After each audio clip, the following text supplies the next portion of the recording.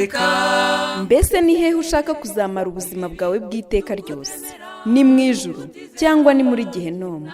Tega amatwi ijambo ry'Imana ugezweho n'umukozi w'Imana Pasiteri Ntakende Sadoki kuva ku wa mbere kugeza ku wa gatandatu kuva saa 11:45 za mu gitondo. Calvary ni wowe Yesu yashenjaguriwe.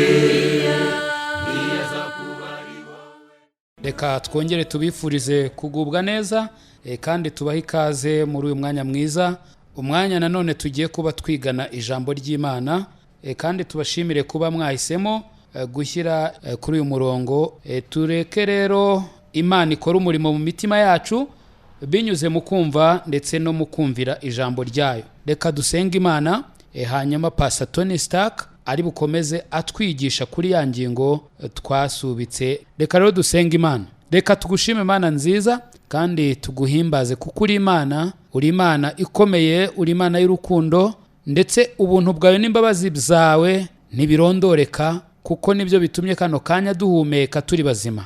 Urakoze rero kutwemereye uyu mwanya kugira ngo twongere tugire aya mahirwe yo kumva ijambo ryawe. Umugisha buri muntu wese uteze amatwi, umugisha ugiye kuvuga, twese utugirire neza, uyu tubere umwanya wo kunguka byinshi bituruka mu ijambo ryawe. Urakoze kandi ko witeguye gukora byinshi birenze ibyo tugusabye, tubyambaje twizeye mu izina rya Yesu-Pst umwami wacu, amen. Good afternoon. Mwiriweho neza. Thank you for joining us once again. Murakoze kongera kutwiyungaho. We are studying the Bible Turimo turiga Bibiliya and looking at the Holy Spirit of God kandi tureba ku Mwuka wera w'Imana in the life of Jesus. mu buzima bwa Yesu. And now we are seeing the Holy Spirit in the life of the followers of Jesus. Noneho rero aka kanya tugiye kureba Umwuka wera mu buzima bw'abakurikira Yesu. Let me just give you a few words of review. Reka mbanze mbahe amagambo make yo kutwibutsa gusa.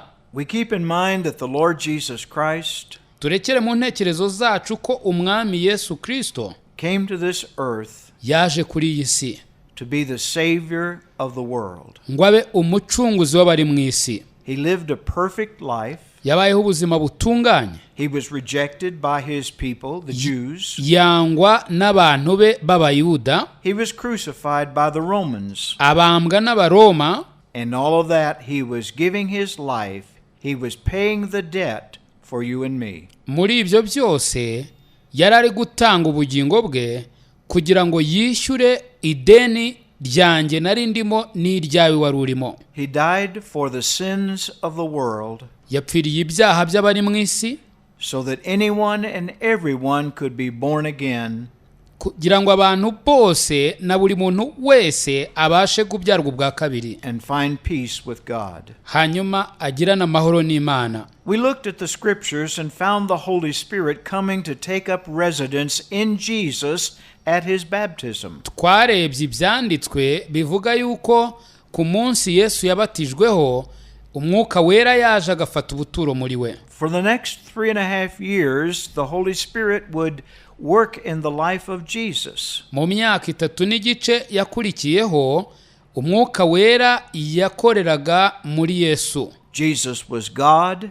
Yesu yari Imana. He became a man. Ahinduka umuntu. As a man, he had limited himself relative to his being God. Muri uko kuba umuntu kwe yari yishyizeho imbibi zimugota cyangwa zimubuza kuba Imana nk'uko byari biri. But now the Holy Spirit coming to indwell him, ariko Umwuka wera aje agatura muri we, will control him and will empower him. Yaramugenzuraga kandi ikindi akamuha imbaraga. And what we see in the life of Jesus during these 3.5 years, ibyo tubona rero mu buzima bwa Yesu muri iki gihe cy'imyaka 3 n'igice, is the result of the Holy Spirit filling and controlling the Lord Jesus. Ni ingaruka zo kuba Umwuka wera yaratuye akayobora ndetse agahimbaraga Yesu. As he's approaching the cross, uko rero Yesu yararimo agenda satira ukubambwa kwe, he's going to die.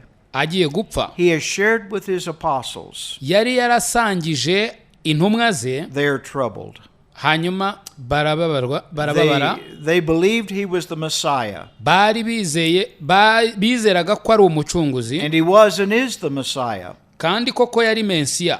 But they were only seeing him from the standpoint of a king that would overthrow the Romans. ariko bo bamurebaga nk'umwami wajyaga gukuraho ubwami bw'abaroma. They weren't seeing the other part of his being the Messiah. Ntabwo barebaga ku rundi ruhande rwe rwo kuba ari Mesiya. The Old Testament also prophesied that the Messiah would die as the Savior. Kandi abahanuzi bo mu isezerano rya kera bari barahanuye yuko Mesiya azaza. Before he would become the King of Kings, mbere yuko aba umwami w'abami, he would give his life yagombaga gutanga ubugingo bwe to pay for the sins of the world. ngo yishyure ibyaha by'abari mu isi. And so as he's approaching the cross, uko rero yari arimo asatira ukubambwa kwe, it's the night before ijoro ryabanjirije iryo yari bubambwemo, Yuda yajyaga kumugambanira, and the Jews will take him.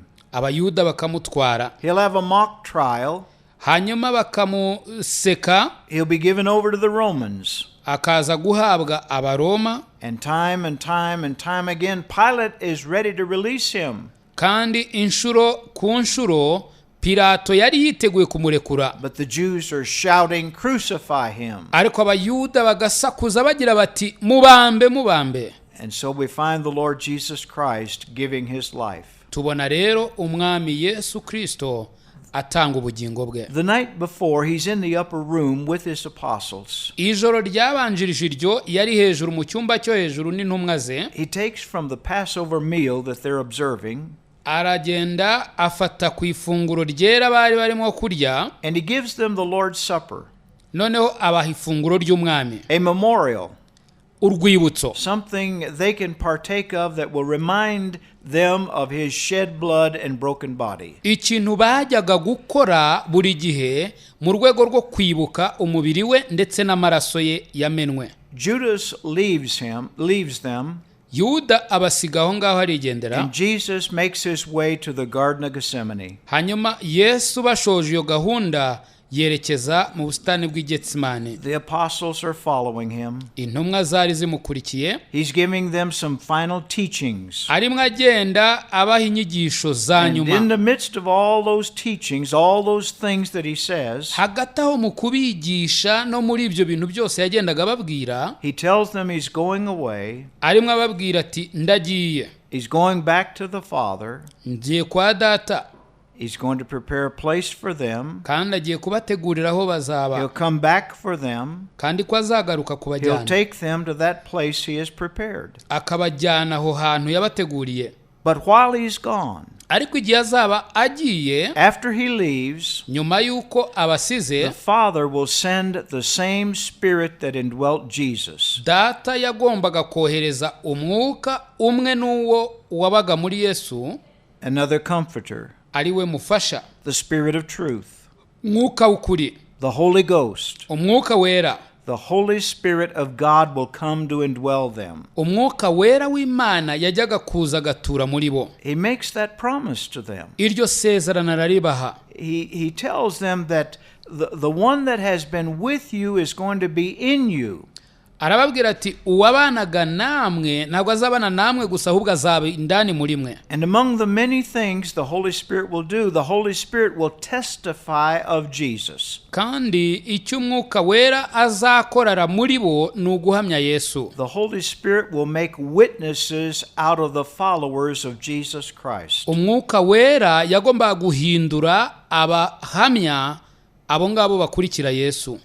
And Jesus then gives them some final instructions as they get to the Garden of Gethsemane. Yesu rero agenda abaha amabwiriza ya nyuma uko bagendaga basatira ubusitani bw'Igetsimani. He's taken aratwarwa, and he's betrayed. aragambanirwa, The disciples are alone. abigishwa basigara bonyine. Jesus is crucified, buried, but God raises him from the dead. Yesu yafashwe, arabambwa, arahambwa, arazuka.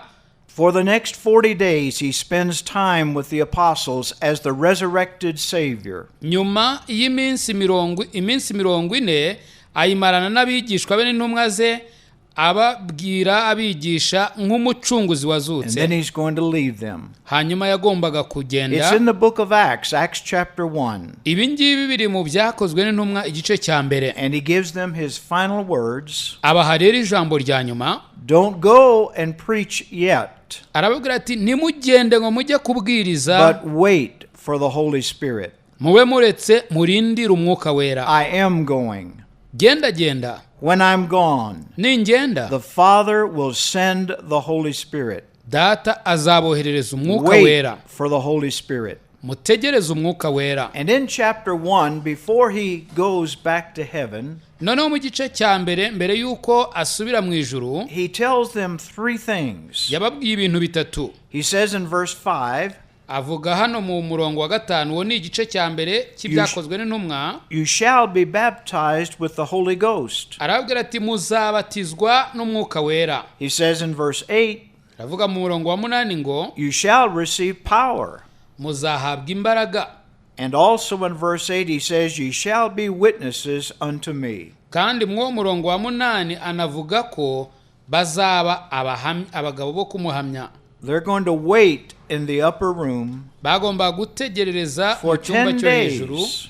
iminsi 10. The Holy Spirit's going to come, Mwuka wera yagomba kuza, and three things are going to happen. ibintu bitatu kandi byagomba kuba. They will be baptized with the Holy Ghost. Bajyaga kubatizwa n'umwuka wera, They will receive power, bagomba kwakira imbaraga, and they will be witnesses unto Jesus Christ. kandi bakaba abagabo bo guhamya Yesu. Remember, he said Mwibuke ko yavuze ngo when the Holy Spirit would be sent to them, igihe umwuka wera azaba he abamanukiye, would testify of Jesus. yajyaga guhamya Yesu. And his testifying of Jesus will make them witnesses of Jesus. Hanyuma rero uko guhamya k'umwuka wera ahamya Yesu kwajyaga guhindura abo ngabo bakurikiye Yesu abagabo bo guhamya. Jesus ascends and they watch him go back to heaven. Yesu arazamurwa bamureba asubira mu ijuru. They're waiting in the upper room,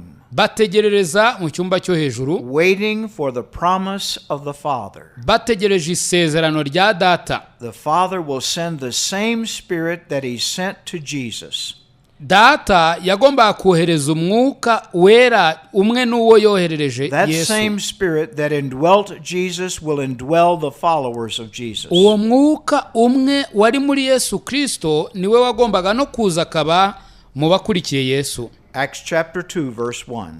Byakozwe n'intumwa igice cya 2 umurongo wa 1. And when the day of Pentecost was fully come, they were all with one accord in one place. Umunsi wa Pentecost usohoye, bose bari hamwe mu mwanya umwe bahuje umutima. And suddenly there came a sound from heaven as of a rushing mighty wind, and it filled all the house where they were sitting. Nuko umuriri ubatungura uvuye mu ijuru umeze nk'uw'umuyaga uhuha cyane ukwira inzu bari bicayemo. And there appeared unto them cloven tongues like as of fire, and it sat upon each of them. Haboneka indimi zigabanije zisa n'umuriro, ururimi rujya ku muntu wese wo muri bo.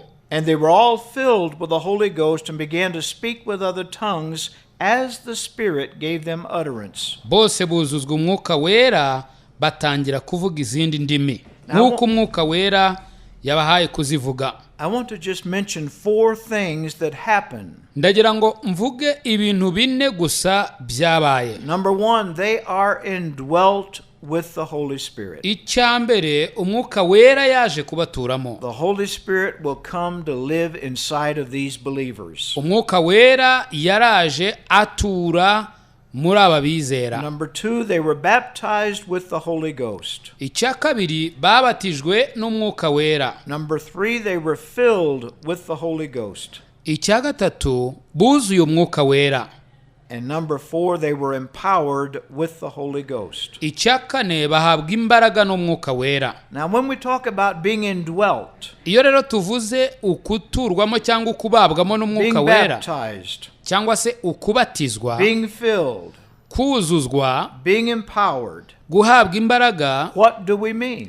ese ibi ngibi Well, bisobanuye as we iki? look into the scriptures, we can find the answers. Uko turebye mu byanditswe byera twabona ibisubizo by'ibyo bibazo. When a person is indwelt, Iyo umuntu atuwemo, something is inside of them. bivuze ko hari ikintu kiba kiri indani muri we. And the Holy Spirit came to live inside of these believers. Kandi umwuka wera yaje gutura indani mw'aba bantu babizera. I don't have time today to read all the scriptures. Ntago mfite umwanya uhagije uyu munsi wo gusoma bino byanditswe byose. The book of Acts is a book of transition. Ariko igitabo cy'ibyakozwe n'intumwa ni igitabo kimeze nk'ikiraro. A book of history that tells us what took place in the early church. Igitabo cy'amateka kitubwira ibyabaye mu itorero rya mbere. Here on the day of Pentecost in Acts chapter 2, hano kuri uyu munsi wa Pentekote mu byakozwe n'intumwa igice cya kabiri, we find the Holy Spirit coming to reside in the followers, in the Jews that were following Jesus. tubona umwuka wera aza gutura mu mitima y'abizera b'abayuda. If you read Acts chapter 10, usomye ibyakozwe n'intumwa igice cya 10, you'll find that Gentiles are getting saved and the Holy Spirit will come to reside within them. ubona yuko abanyamahanga bakijijwe hanyuma umwuka wera aza gutura muri bo. If you read Acts chapter 8, nusoma ibyakozwe n'intumwa igice cya 18, you'll find Samaritans getting saved. uzabona umusamariya akizwa. The Holy Spirit will come to reside within Samaritans. umwuka wera akaza gutura indani mu mitima y'abasamariya. And when you look at chapter 19, urebye mu gice cya 18, you find some of John the Baptist's disciples. ubona bamwe mu bigishwa ba Yohana umubatiza. They really weren't disciples of John at the time John was alive. mu by'ukuri bari abigishwa ba Yohana igihe Yohana yari akiriho, But they heard the message of John later after Jesus has already been crucified and raised. ariko baza kumva ubutumwa n'ubundi nk'ubwo Yohana yabwirije nyuma Yesu yarabambwe yaranazutse. So they're followers of John's message. aba bari bakurikiye Yohana rero bumvise ubu butumwa, But John's message was the Messiah is coming. ariko mu by'ukuri ubutumwa bwa Yohana ni uko Mensiya yari arimo aza. And now the message is the Messiah has come, he's been crucified and resurrected. noneho ubutumwa bwariho iki gihe ni uko bwavugaga buti Mensiya yaraje arabambwa none yazutse. Paul explains to these disciples and they're born again. Pawulo abisangiza aba bantu hanyuma bavyarwa ubwa kabiri, Truly saved. barakizwa by'ukuri. And we find the Holy Spirit coming to reside in them. kandi tubona umwuka wera aza agatura muri bo. So we find Jewish believers receiving the Holy Spirit. ubwo rero tubona abizera b'abayuda bakira umwuka wera, Gentiles receiving the Holy Spirit. abanyamahanga bakira umwuka wera, Samaritans receiving the Holy Spirit. abasamariya bakira umwuka wera, And then others who had believed a outdated message receiving the Holy Spirit. yewe na babandi bari bizeye ubutumwa bwo hambere bwashaje Now, bakiriye umwuka wera bamaze as gukizwa. we move along and we get the epistles from the Apostle Paul, uko rero tugenda dukomeza imbere tukinjira mu nzandiko z'intumwa Pawulo, we find from that time on, dusanga ko kuva igihe iki gihe no gukomeza everyone who receives Jesus Christ as their Savior receives the Holy Spirit to indwell them. buri wese wakiriye Yesu Kristo nk'umwami n'umukiza w'ubugingo bwe yakira ko kanya umwuka wera agatura muri we. In the latter book of Acts, hirya cyane mu gitabo cy'ibyakozwe n'intumwa, the Apostle Paul will write an epistle, write a letter to the Romans. intumwa Pawulo yandikiye urwandiko abaroma, And he will tell them, if any man have not the Spirit of Christ, he's none of his. arababwira ati umuntu wese udafite umwuka w'Imana ntabwo ari uw'Imana. He'll write an epistle to the Corinthians. yewe yandika mu rwandiko yandikiye abakorinto, And he'll say, what? Know ye not that your body is the temple of the Holy Ghost? arabwira ati ese nimuzi yuko imibiri yanyu ari insengero z'umwuka wera which is in you. uwo mufite uri muri mwe. And so we find after the book of Acts, tubona rero yuko ukuva muri iki gitabo cy'ibyakozwe n'intumwa, everyone that gets saved receives the Holy Spirit of God. buri wese ukijijwe yakira umwuka wera w'Imana. So we're saying number one, icyo rero turi kuvuga icya mbere ni iki: these apostles who have been following Jesus izi ntumwa zari ziri gukurikira Yesu, and all others, whether they're Jew or Gentile or Samaritan, all others who are saved and become followers will receive the Holy Spirit. n'aba ngaba baba abasamariya, baba abagiriki, baba abanyamahanga, abo bose bakiriye Yesu bakiraga n'umwuka wera. But number two, they were baptized with the Holy Ghost. icya kabiri nuko babatijwe mu mwuka wera, Jesus said they would be. kandi Yesu yari yabivuze ko He said bizababaho. not many days hence. ese iyo yari yabivuze mu minsi mike yari ishize. And even though you don't see the word baptized in the first 4 verses of chapter 2, nubwo utabona umubatizo muri iyi mirongo itatu ya mbere yo muri iki gice cya kabiri cy'ibyakozwe n'intumwa, when they received the Holy Spirit, they were baptized with the Holy Spirit. ariko igihe bakiraga umwuka wera babatijwe mu mwuka wera. Question is, what does that mean, being baptized with the Holy Ghost? uravuga uti ese icyo ni iki cyo kubatizwa n'umwuka wera? Now let me say, number one, it's not talking about water baptism. reka mbanze mbabwire yuko ahangaha bitari kuvuga umubatizo w'amazi. When a person gets saved, iyo umuntu akijijwe, they ought to follow the Lord Jesus Christ in believer's baptism. abakwiriye gukurikira umwami Yesu mu rugero rwo kubatizwa. Water baptism is not for unsaved people. umubatizo w'amazi ntabwo ari uw'abantu batarakizwa. And by the way, baptism is immersion. kandi reka mbibutse ko umubatizo iryo jambo ubwaryo risobanuye kwibizwa. Sprinkling is not baptism. Sprinkling is sprinkling. kuminjagira amazi ku gahanga, ibyo ni ukuminjagira amazi ku gahanga nyine. But people get into the water and they're taken down under the water and brought back up. ariko umuntu yafashwe akibizwa mu mazi akongera agakurwamo, Symbolic of the death, burial, and resurrection of Jesus. ibyo ni ugushushanya urupfu, guhambwa no kuzuka kwa Yesu. But when you see the word baptism here, it's not referring to water baptism. ariko ijambo ribubone hano ry'umubatizo ntugire ngo riri gukomoza ku mubatizo w'amazi. They're going to be baptized with the Holy Ghost. bagomba kubatizwa n'umwuka wera. Now, how can we know what is meant by being baptized with the Holy Ghost? none rero ni gute twamenya ibijyanye n'uyu mubatizo w'umwuka wera? Well, we can look at every passage in the Bible that talks about being baptized with the Holy Ghost. twareba mu byanditswe byose bivuga ku kubatizwa mu mwuka wera. There are only 7. ni ibyanditswe 7 gusa. 5 of them are prophetical words.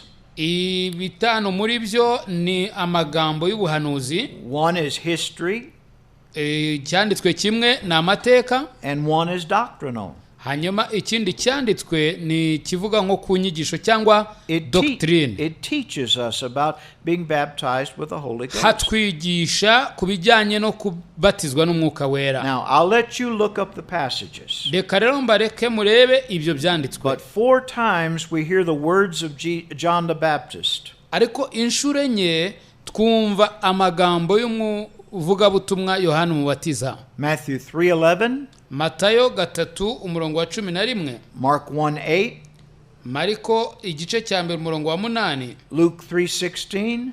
Luka igice cya 3 umurongo wa 16. And John 1:33. na Yohana 3 umurongo wa 36. All 4 times izo nshuro enye John is speaking of the future. Yohana abari kuvuga mu gihe kizaza. He's talking about something that will happen in the future. abari kuvuga ku kintu kizaba mu gihe kizaza. There will be the baptism of the Holy Ghost. ni koko hazabaho umubatizo w'umwuka wera. 4 times. inshuro enye.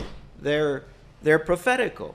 ibi ngibi ni ibintu by'ubuhanuzi. But then the 5th time that is prophetical is found in Acts 1:5. none inshuro ya 5 ni yisangwa mu byakozwe n'intumwa 5, and it's Jesus talking about the baptism with the Holy Ghost, and he's doing this just before he ascends and goes back to heaven. kandi ahangaha ni Yesu uri kuvuga ku mubatizo w'Umwuka wera kandi ukaba mbere yuko azamuka ngo asubire mu ijuru. For John truly baptized with water, but ye shall be baptized with the Holy Ghost not many days hence. Kuko Yohana yabatirishaga amazi, ariko mwe muzabatirishwa umuriro Umwuka wera. Avuga ku Mwuka wera. Like John, Jesus is speaking of something that's going to happen in the future. Yewe nkuko na Yohana nawe yavugaga ku byajyaga kuba, Yesu ari kuvuga ku byajyaga kuba. Not many days. Atari iminsi myinshi yagombaga They will gucaho. be baptized with the Holy Ghost. Bajyaga kubatizwa n'Umwuka wera. Now, we have 5 passages that are simply telling us what's going to happen in the future. Dufite rero ibyanditswe 5 bitubwira ikigiye kuzaba mu gihe kizaza. Then we have one passage that tells us what did happen historically. None tukagira icyanditswe kimwe kitubwira ibyabaye mu buryo bw'amateka. Acts 1:5 is fulfilled in Acts 2:4. Ibyakozwe n'intumwa igice cya mbere umurongo wa 5 byasohoreye hano mu byakozwe n'intumwa 2 umurongo wa 4. These apostles are not only filled with the Holy Ghost but baptized with the Holy Ghost. Izi ntumwa ntabwo zujujwe Umwuka wera gusa, ahubwo zanabatijwe n'Umwuka wera. Now turn with me to the book of Acts chapter 11. Reka mbasabe mumfashe dufungurire hamwe ibyakozwe n'intumwa igice cya 11. And we're going to see from the scriptures that it did happen. Turarebera muri Bibiliya koko ibi bintu ko byabaye. Peter is preaching to the Gentiles. Petero yarari kubwiriza abanyamahanga. He went to the house of Cornelius. Yagiye mu rugo rwa He Korneliyo. didn't want to go because Cornelius was a Gentile. Ntabwo Petero yashakaga kujya mu rugo kuko Korneliyo yari umunyamahanga. But God is going to save Gentiles and give them the Holy Spirit just as he has with the Jews. Ariko Imana yiteguye gukiza abanyamahanga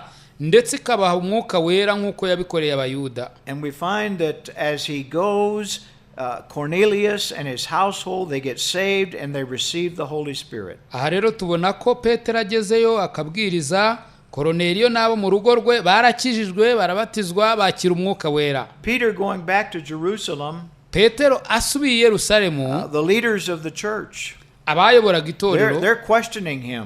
bamuhata ibibazo. Why are you going to the Gentiles? Kubera iki ujya mu banyamahanga? And he tells them, None warababwira, God told me to go. Imana yambwiye kugenda. And he tells them, Arongera the arababwira ati, same thing happened to them that happened to us on the day of Pentecost. ikintu cyababayeho bari abagabo b'abanyamahanga ni nacyo cyatubayeho tw'abayuda ku munsi wa Pantekoti. I couldn't argue with God. Ibyo rero ntabwo nashoboraga kujya impaka And the n'Imana. same thing happened. Kandi ibintu bimwe n'ibyabaye kuri twe Now let's byarabaye. see what he says happened. Reka rero turebe icyabaye icyo ari cyo nyirizina. Verse 15 of chapter 11. Umurongo wa 15 w'iki gice nyine cya 11. And as I began to speak, the Holy Ghost fell on them as on us at the beginning. Nteruye amagambo, Umwuka wera arabamanukira nk'uko natwe yatumanukiye bwa mbere. Then remembered I the word of the Lord, how that he said, John indeed baptized with water, but ye shall be baptized with the Holy Ghost.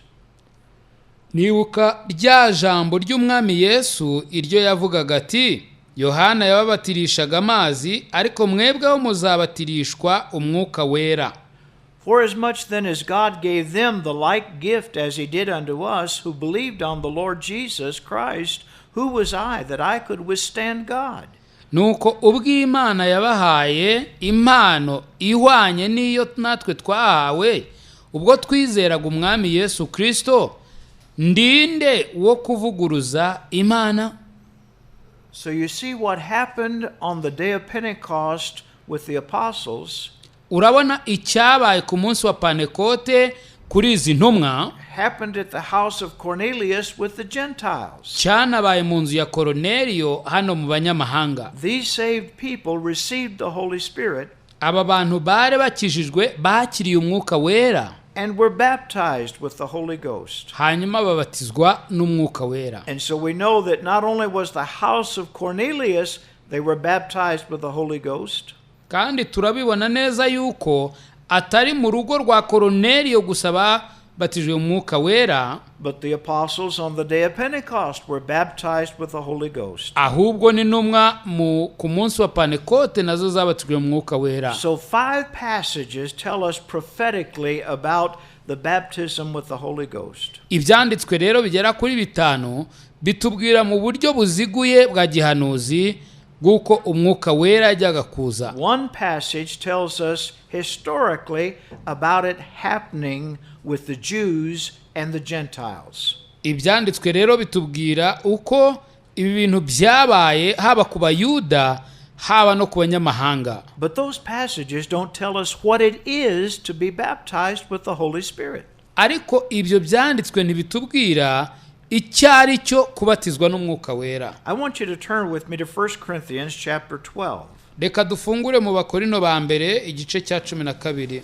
And this is the 7th passage. Kandi iki ni igice cya The 17. only other passage that deals with the baptism with the Holy Ghost. Ibindi byanditswe bivuga ku mubatizo w'umwuka wera. And from this passage we can understand what it means to be baptized with the Holy Ghost. Kuva rero muri iki cyanditswe dushobora gusobanukirwa icyo kubatizwa mwuka wera bisobanuye. In chapter 12, muri iki gice cya 12 Paul is writing to them about the body of Christ, Pawulo arimo arabandikira ababwira ku bijyanye n'umubiri wa Kristo, about being a member of the body of Christ. ababwira ku kuntu umuntu aba urugingo rw'umubiri wa Kristo, And he tells how that Jesus is the head of the body of Christ. ababwira ukuntu Yesu ari umutwe w'umubiri wose. And if you read the chapter and other passages, kandi usomye iki gice cyose ndetse n'ibindi byanditswe byera bitandukanye, he will identify the body of Christ as the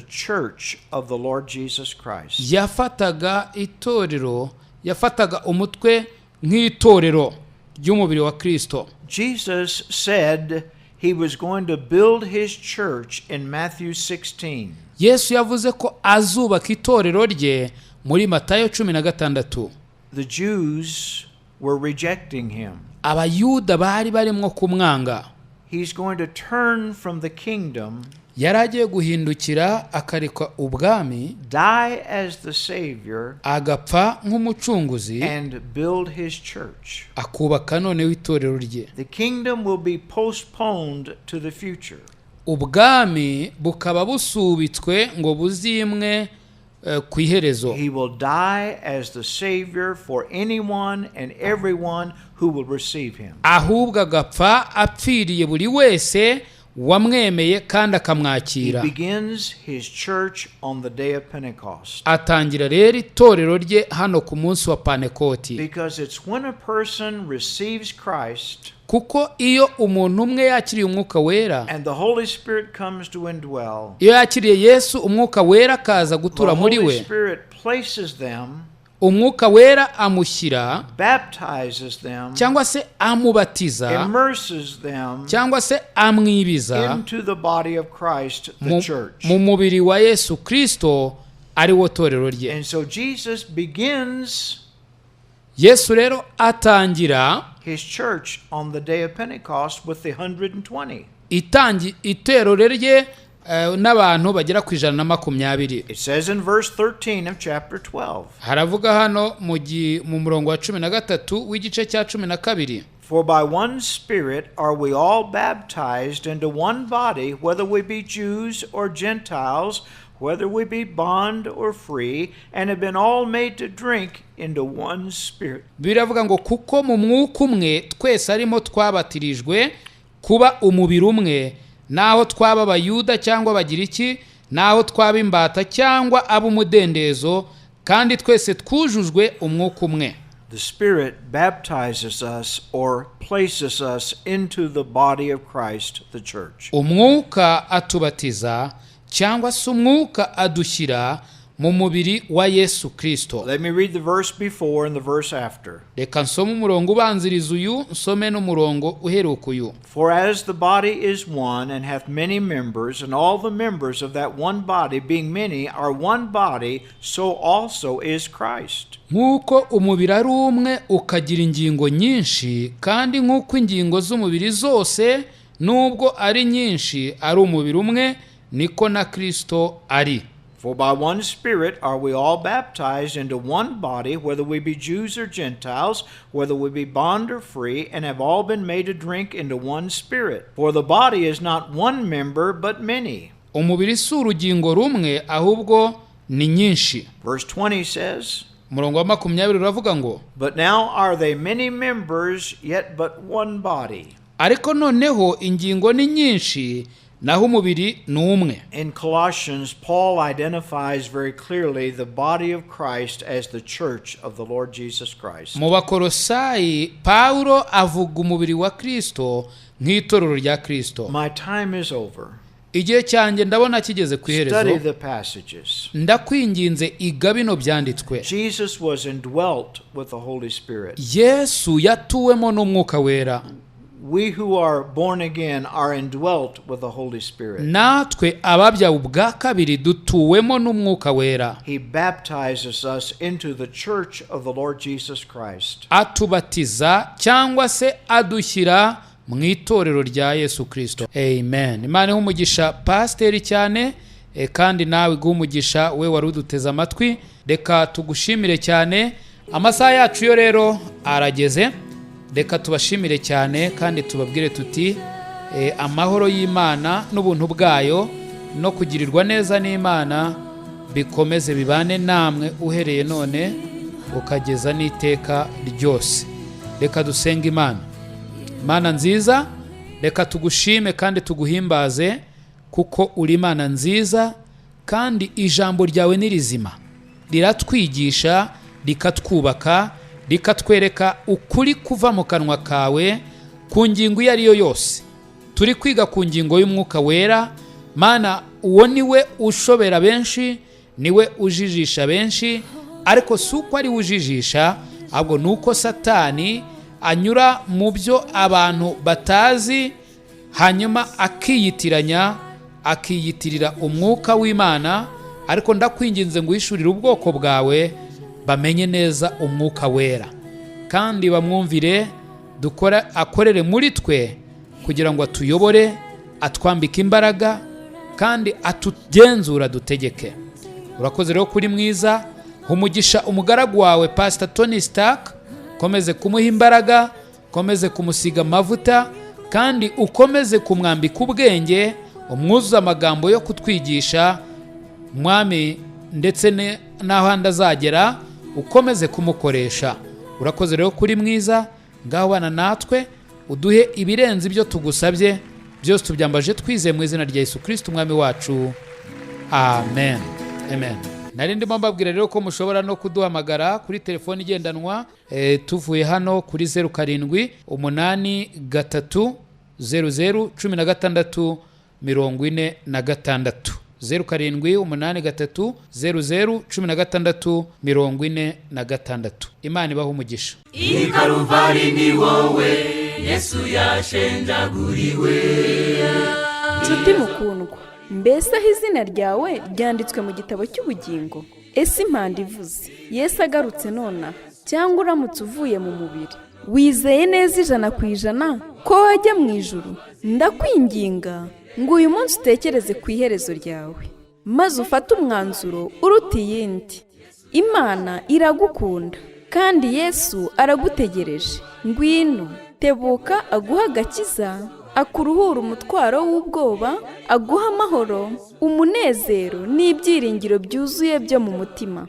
Ukeneye ubundi bufasha, waduhamagara kuri izi nimero: 0783 0016 46. Imana iguha umugisha. Kuba ari wowe munyabyaha gusa uhari, ntibyari kubuza Yesu kuza hano kugupfira. Niwaburira imbabazi kubire